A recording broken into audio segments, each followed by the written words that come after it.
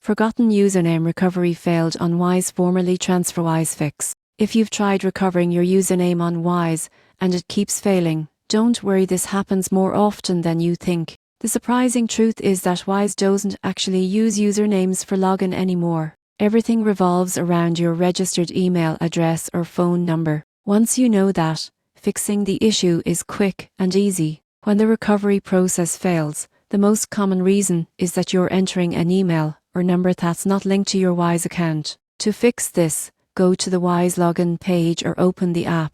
Click on Forgot Details and enter your registered email. Wise will send you a login link that lets you access your account securely without a password. If you don't get the link, check your spam or junk folder. These automated messages often get filtered. Still nothing? Try another email you might have used when you first signed up.